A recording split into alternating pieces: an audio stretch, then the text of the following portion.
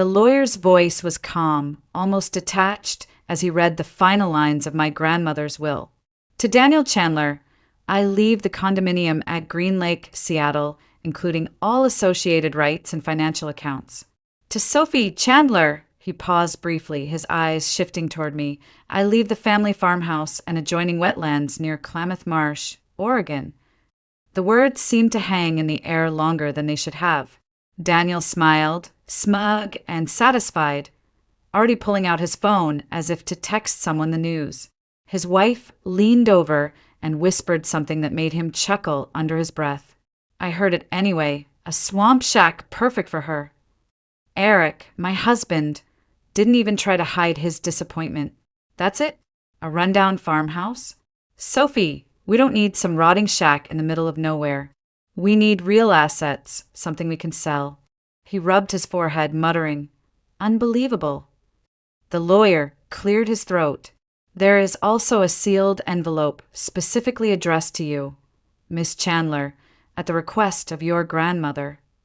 He slid it across the polished table toward me. My name, written in her familiar looping script, stopped me cold. I hadn't seen her handwriting since the last birthday card she sent me, 2 years before she passed. The meeting ended quickly. Daniel was already on his phone arranging renovations for his new condo. Eric stormed out muttering about mortgage payments, and I stood there, holding a deed to a place I barely remembered and a letter that felt heavier than paper should. Back home, Eric didn't even wait before starting in again. We should sell it immediately, Sophie. We could pay off the visa, maybe put a down payment on a real place. Why keep a dump like that? It's useless. I didn't answer him. I was already sitting at the kitchen table, fingers trembling as I broke the wax seal on my grandmother's letter. Her words were written in the same steady hand I remembered. My dear Sophie, the house is waiting for you. It is not worthless, no matter what others say. It holds something only you can understand. Go there alone. Stay one night, listen, and you will know why I left it to you. My throat tightened, tears stinging unexpectedly. For the first time in years, someone had asked me to listen, not to them, but to myself. That night, while Eric ranted about bills and practical decisions, I quietly packed a bag. In the morning, I called work, requested a week off, and loaded my car. I didn't know what I would find in Klamath Marsh, but I knew one thing for certain. I had to go. The city faded behind me faster than I expected. One moment, Portland's skyline glimmered in my rearview mirror, steel and glass reflecting the pale morning sun. And the next, it was gone, replaced by open highway and a sky that seemed impossibly wide. I hadn't driven this far south in years, maybe ever, but the road felt oddly familiar, like an old song I couldn't place. Traffic thinned the farther I went. Towering pines lined both sides of the road, their branches interlocking overhead like green cathedral arches. The air changed too, lighter, cooler, carrying the sharp scent of cedar and something sweeter I couldn't quite name. My grandmother's letter sat in the passenger seat, folded and refolded so many times it had begun to fray at the edges. Every mile, I caught myself glancing at it, as if it might answer all the questions piling up in my head. By midday, the landscape shifted again. The ground turned softer, wetter, patches of shallow water gleaming like mirrors among tall reeds. The GPS had lost signal 10 miles back, leaving me to follow the kind of printed map I hadn't used since college. My tires crunched gravel as I turned onto the narrow road leading into Klamath Marsh. The quiet here was different, thicker somehow. No constant hum of traffic, no planes overhead, just wind skimming the surface of the marsh and the occasional cry of a loon in the distance. It made my chest feel both tight and strangely free, like I was stepping out of one life and into another. When I finally saw the house, I stopped the car without meaning to. From the outside, it looked every bit the swamp shack Daniel had mocked. Peeling paint, sagging porch, shutters barely hanging on. And yet it didn't feel abandoned.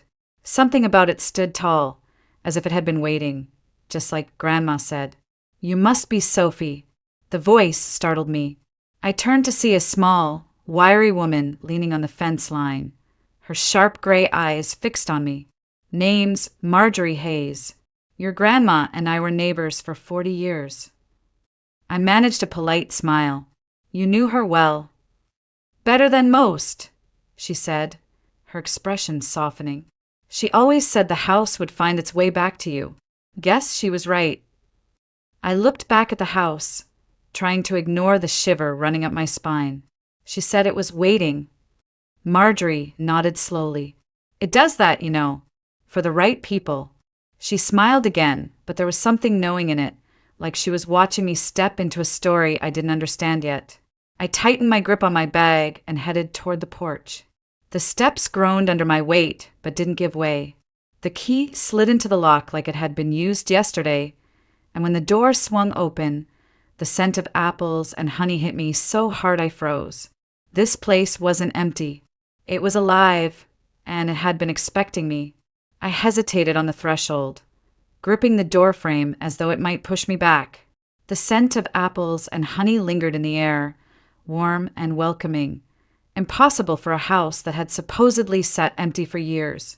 My boots tapped against the hardwood floor as I stepped inside, the sound oddly muffled, like the house didn't want to echo.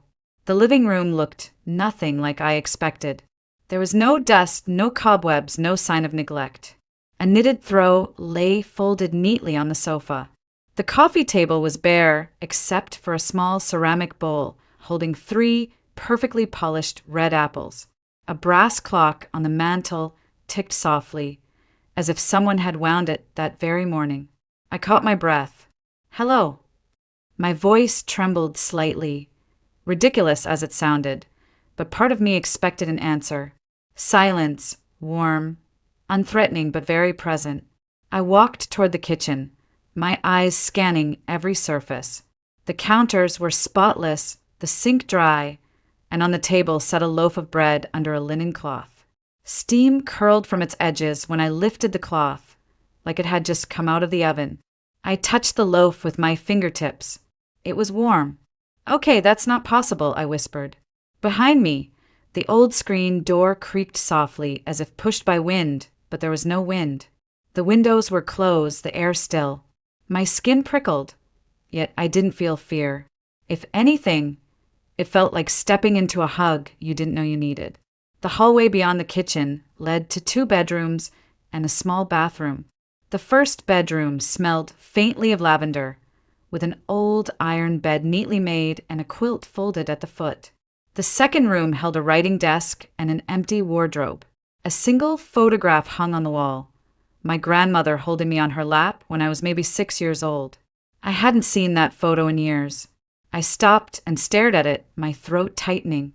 She'd kept it here in this room, waiting. The house groaned softly, as old houses do, but there was a rhythm to it, like a contented sigh. My grandmother's words from the letter came rushing back. Stay one night, listen, and you will know why I left it to you. The sound of the floor, creaking behind me, made me spin around, heart hammering. No one was there. The hallway was empty, still and calm. But my chest wouldn't stop tightening. Grandma. I whispered, barely audible. My own voice sounded too loud. For a long moment, nothing happened. Then a faint draft moved through the hall, brushing my cheek like a soft hand, and I swore I heard a whisper, not words, just the shape of one, as if the house itself had breathed. I stepped back into the living room, my gaze sweeping over the details I had missed before. The photographs on the mantel, the small crystal vase holding a single dried rose, the woven rug in front of the hearth. None of it looked abandoned. None of it looked neglected. It looked loved. And that's when it hit me. This wasn't a house waiting to be sold or gutted or flipped. This was a home, and somehow it had been waiting for me. I set my bag on the sofa and sat down, feeling the strange warmth of the room seep into me. For the first time since leaving Portland, my shoulders loosened, the knot in my stomach easing. Maybe I was imagining things, maybe it was just the emotional weight of Grandma's death. But I couldn't shake the sense that I hadn't walked into an empty building.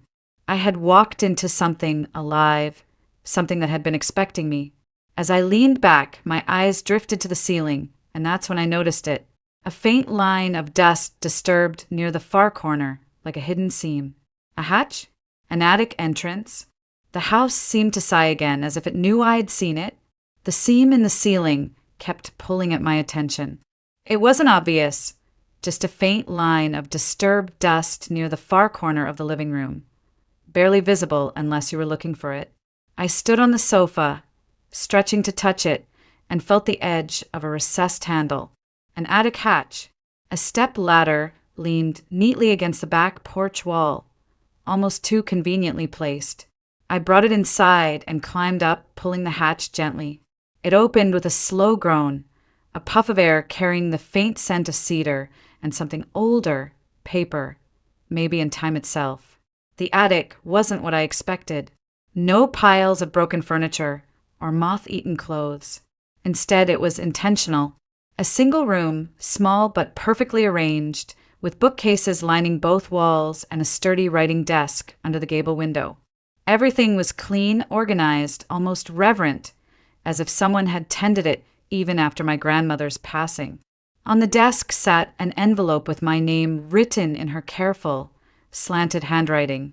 Sophie. My hands shook as I opened it. If you are here, it means the house has accepted you. It has waited, just as I asked it to. This land and this home have always protected us, but they ask for something in return. Care, honesty, and the willingness to listen. There are those who see only what they can take, but this place will show you what it truly is. Trust it, Sophie. Trust yourself. This room is now yours. Use it well. I pressed the letter to my chest, the paper soft and warm from my hands, and sank into the chair. The drawers beneath the desk were locked, but a small brass key was taped to the underside of the writing surface. I used it to open them and froze. Inside were deeds, maps, and old journals. The property wasn't just the house and 25 acres mentioned in the will. It was hundreds of acres, wetlands, old-growth forest, and, according to one survey, mineral rights buried deep beneath the marsh. I flipped open one of the journals, the pages yellowed and fragile, but the handwriting still bold. It belonged to my great-grandmother. She wrote about the boundary, a place in the marsh that was never to be disturbed, and the family's role as its guardian. There were sketches of ponds marked with strange symbols, notes about rare wildlife, and warnings about outsiders seeking what lies beneath. Another folder contained photographs, black and white images of men in suits standing at the edge of the marsh, holding maps, their faces obscured by hats. On the back of one photo, my grandmother had written, "They never stopped trying." I sat there, staring at the evidence of a history I never knew existed. My family had been fighting to protect this land for decades, maybe longer, and now it was my turn. For the first time since she died, I felt like my grandmother was right there with me, her presence woven into the wood and walls, urging me to stand firm. The house creaked softly behind me, like an old friend shifting its weight. I whispered into the empty room, "I'll take care of it, Grandma. I promise." A warm breeze, impossible for a sealed attic, brushed my cheek, and the small gable window rattled lightly as if in answer. This wasn't just a home anymore. It was a responsibility, and maybe even a legacy. The first night, I slept in the front bedroom, the one that smelled faintly of lavender. I expected it to feel cold, lonely, maybe even a little haunted. Instead, it felt safe.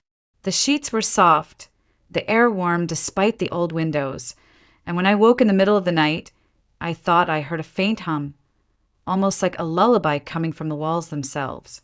It should have been eerie, but it wasn't. It was comforting, like being watched over. The mornings became their own ritual.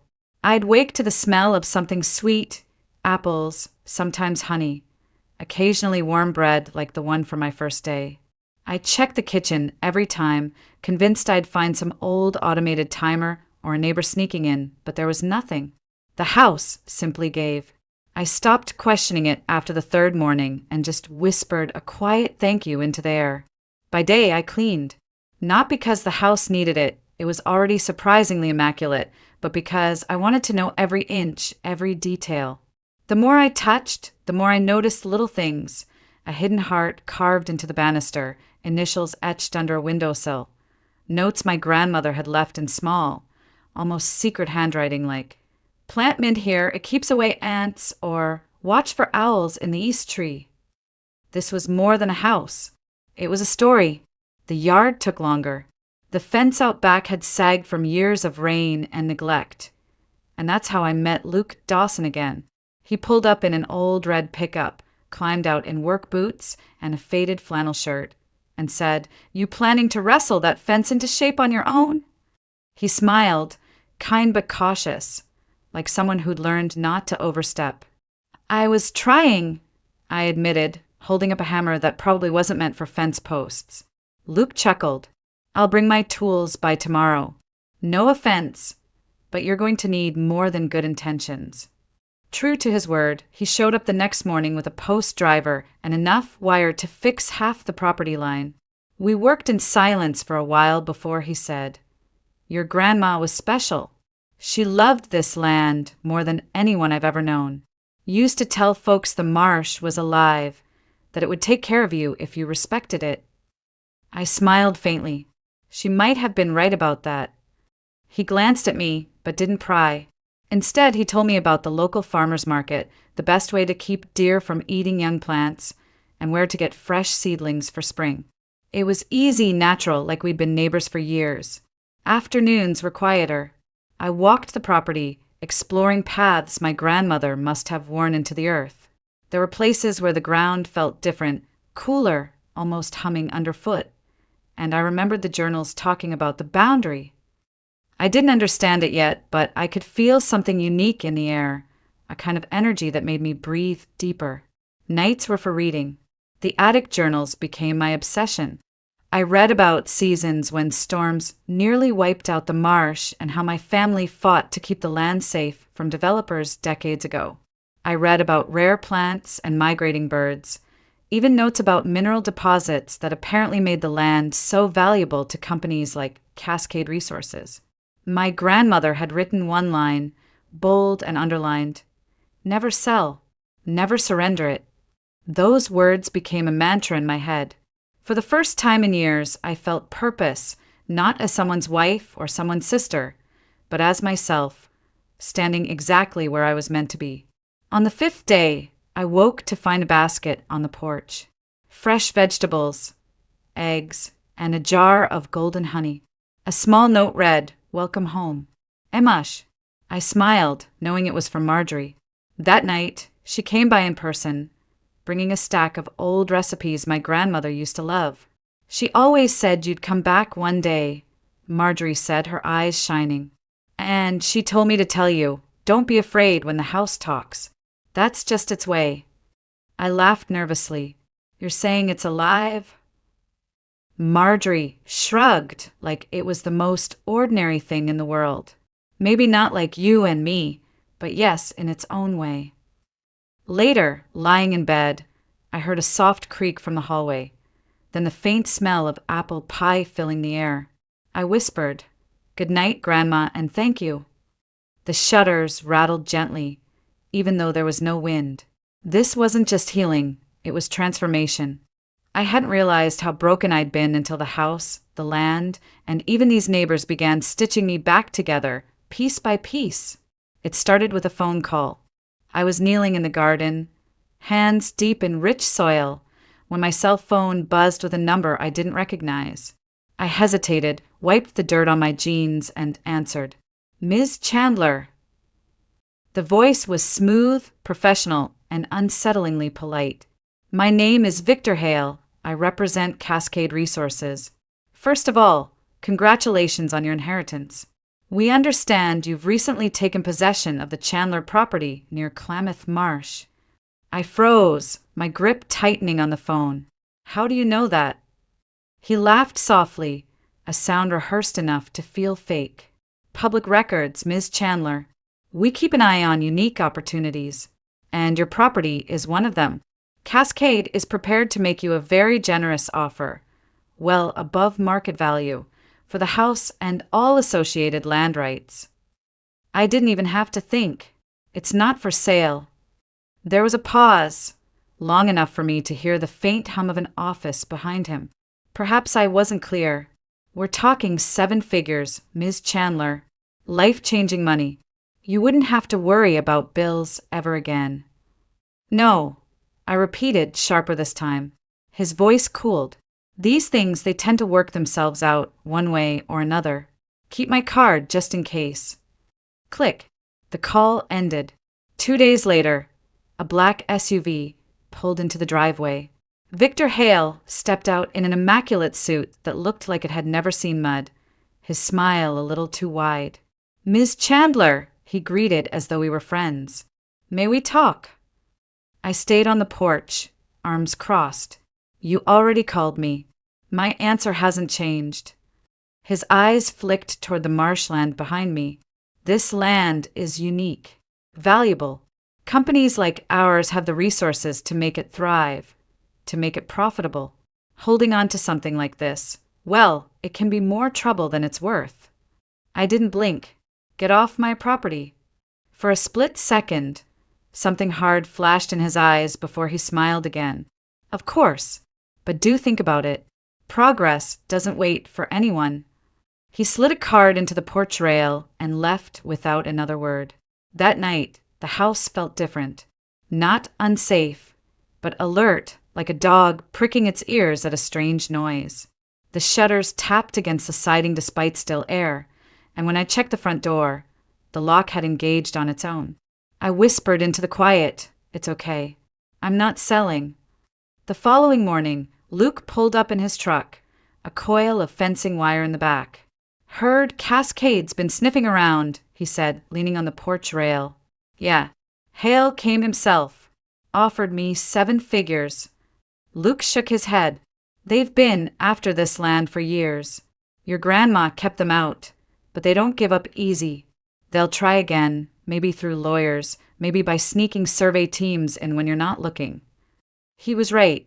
That evening, I caught 2 men in reflective vests near the southern fence line, pretending to be birdwatchers.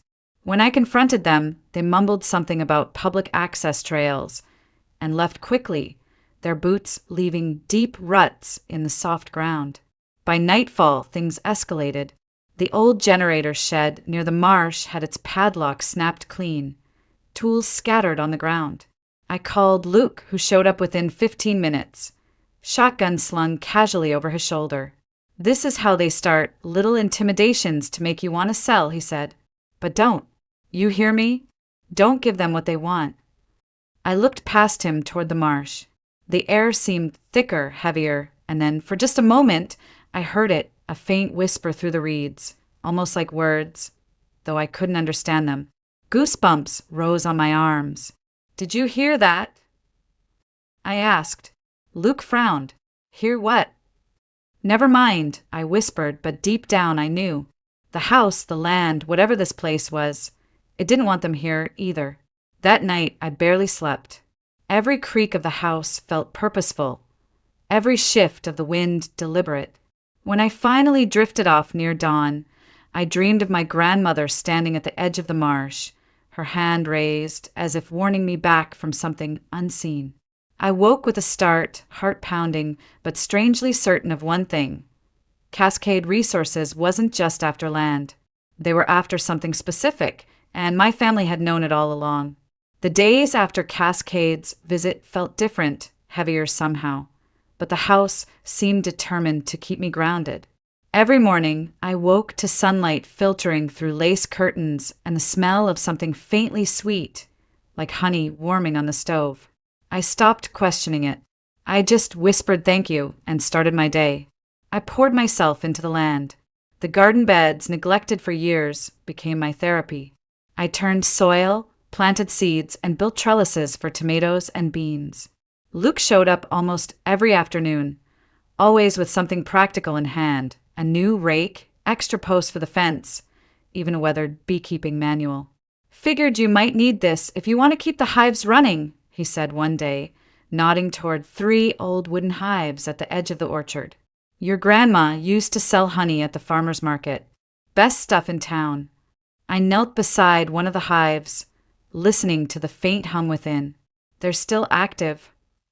Barely. Need some work, but it's doable. Bees don't just up and leave when they've got a good place, kind of like people. He smiled, small and shy, then bent to tighten one of the fence posts. We worked side by side often, rarely needing many words. Sometimes we'd share lunch on the porch, fresh bread, eggs from Marjorie, and coffee strong enough to wake the dead. In those quiet moments, I learned pieces of Luke's story. How he'd grown up here, how he'd lost his wife to cancer 5 years ago, how he almost sold his vineyard until he decided to fight for it instead. Land's more than dirt, he said once. Gaze on the marsh. It's memory. It's roots. You give up on that, you give up on yourself. His words stuck with me because that's exactly what I'd been doing. Living in a life that never fit, clinging to a marriage that had stopped loving me long before I admitted it. The house seemed to know. It embraced me in small ways. A breeze through the kitchen when I was about to cry, the faint smell of lavender when I couldn't sleep, the shutters rocking gently on windless nights like a lullaby. By the second week, I had started going to the local farmer's market, just like Grandma once had. People remembered her. They welcomed me like an old friend rather than a stranger. I sold jars of the honey still stored in the pantry and baskets of early vegetables. Your grandma always said this land had a way of healing folks, one woman said, holding a jar of honey to the light. Looks like it's healing you too. And it was. Slowly, I stopped looking over my shoulder for Eric's texts or Daniel's smug phone calls. I stopped checking my email like my life depended on work deadlines. Instead, I woke up thinking about the weather, soil moisture, and which seedlings needed repotting. My hands grew calloused, my arms stronger, and my heart lighter. One evening, I sat on the porch with Luke, coffee mugs in hand, watching the sun melt into the marsh. The sky burned orange and gold, and the frogs were already singing. "You've changed," he said suddenly. I laughed softly. "In a good way. In the best way. You look like you belong here." For a moment, I didn't know what to say. I just nodded, staring at the house silhouetted behind us. It feels like the house wants me here, like it's been waiting. Luke didn't flinch. That's because it has. Some places choose their people. That night, as I lay in bed, the house gave a soft, almost affectionate groan, the floorboards sighing under no one's weight. I smiled into the dark. Maybe Grandma was right. Maybe this place was alive and it had chosen me. It started with a letter slid under my door. The envelope bore the Cascade Resources logo, sharp and metallic, like it wanted to cut me. Inside was a notice. They were filing an expedited purchase order through an old land use loophole, claiming the marsh was of strategic development interest. My stomach tightened. I called Luke immediately. "They're trying to take it through some kind of emergency order," I said, pacing the porch. He arrived within 20 minutes, face hard. "That's how they work. Apply pressure until you give up. But they don't know who they're dealing with." He glanced toward the house. "Your grandma kept something for exactly this kind of fight, didn't she?" I led him to the attic. We spread deeds, maps, and journals across the old desk. One document in particular stood out. A conservation clause, decades old, signed by state officials classifying large sections of the property as heritage land. "This means no one can touch it," Luke said, eyes bright. "Cascade's bluffing. With this, they can't even put a shovel in the ground." We brought the papers to Peter Grant, the local attorney who had handled my grandmother's estate. He flipped through the documents and smiled slowly. "This is airtight. Sophie, this land isn't just protected. It's sacred, legally speaking. Cascade can't touch it, and if they try, we can take them apart in court." That night, Victor Hale returned, this time with 2 men in matching suits. They didn't smile as they walked up the porch. "Ms. Chandler, we need to talk," Hale said, his tone cooler than before. "You're about to enter a legal battle you can't win. Think about what this will cost you, financially, emotionally." Take our offer and walk away clean. I set the conservation documents on the porch rail between us. You're trespassing, I said evenly. And these papers mean your legal battle is over before it starts. Walk away, Hale. His jaw tightened, his carefully rehearsed mask cracking for just a second. You're making a mistake. No, I said, my voice steady. The mistake was thinking you could bully me. My grandmother fought you and so will I. This land isn't for sale. Ever. Behind me, the shutters slammed shut with a sharp crack, though there wasn't even a breeze. Hale flinched, one of his men stepping back instinctively. For the first time, they looked unsettled. Luke stepped onto the porch then, tall and unyielding, shotgun slung casually in one hand.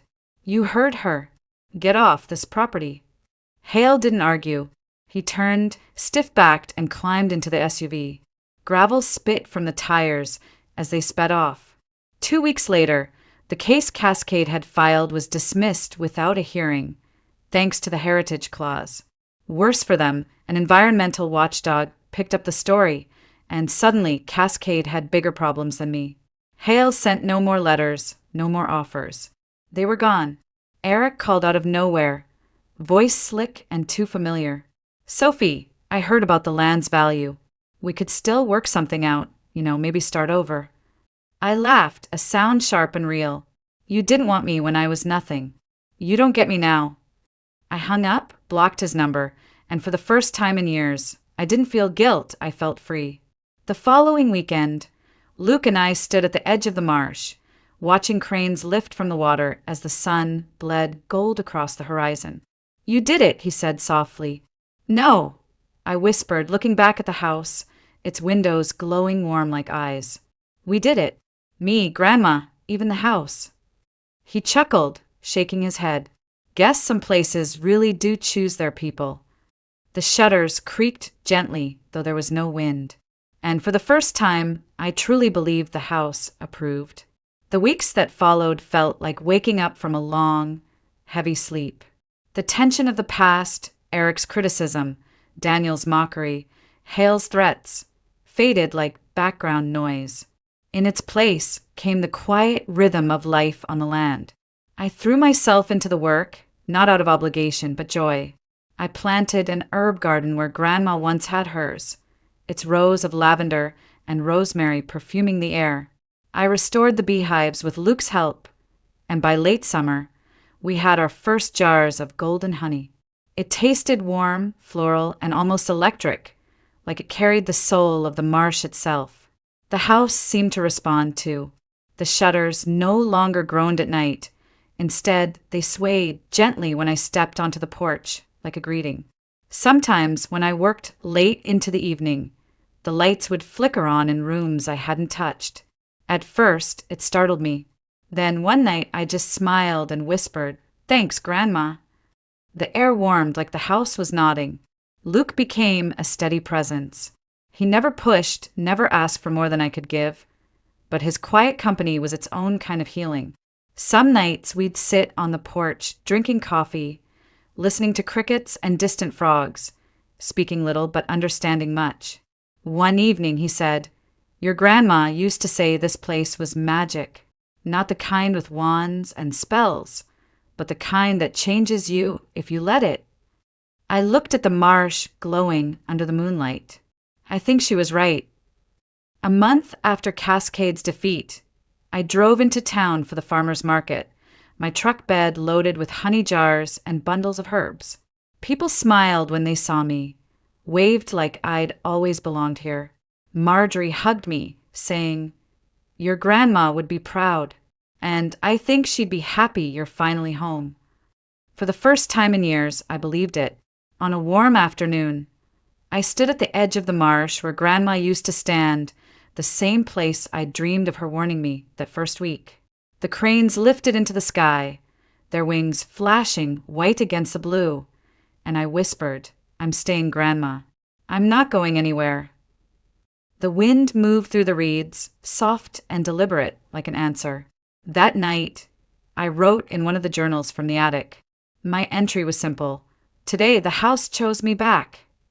When I closed the book, The shutters creaked gently, and I felt that same strange warmth wrap around me. I wasn't just surviving anymore. I was living, breathing, belonging. This house had been mocked, devalued, even threatened, but it had endured. And now, so had I. When Luke joined me on the porch later that evening, handing me a steaming mug, he smiled in that quiet, sure way of his. So, what now? I looked at him, at the house, at the marsh glowing under the last light of day. Now, I start over. For real this time. The house gave a soft sigh, as if in agreement, and for the first time since inheriting it, I felt whole.